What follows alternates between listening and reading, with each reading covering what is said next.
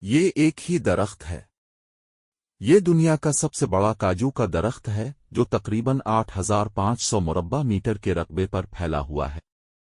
اس کا سائنسی نام ایناکارڈیم آکسیڈنٹال ہے، لیکن دنیا کے مختلف حصوں میں اسے مختلف ناموں سے جانا جاتا ہے، جیسے مراون، کاجوئل، میرے، ایک کاجویبا، کاجو، جمبو میٹ اپاجوئل وغیرہ۔ اسپین میں اسے کہا جاتا ہے۔ یہ درخت بنیادی طور پر امریکا کے گرم مرطوب علاقوں سے تعلق رکھتا ہے، جیسے ایمیزون بیسن، شمالی برازیل، میکسیکو، پیرو، ہوائی، پورٹو ریکو اور جنوبی فلوریڈا کے کچھ حصے۔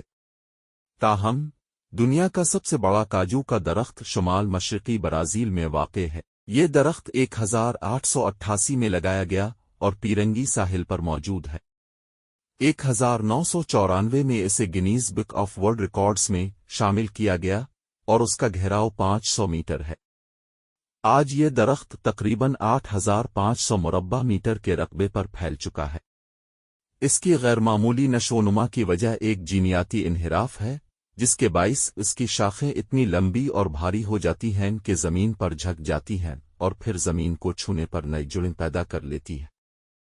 ان جڑوں کی مدد سے شاخیں مزید بڑھتی ہیں اور اس کا رقبہ مزید پھیل جاتا ہے۔ یہی وجہ ہے کہ یہ بظاہر کئی درختوں کا جنگل معلوم ہوتا ہے، لیکن حقیقت میں یہ صرف ایک درخت ہے۔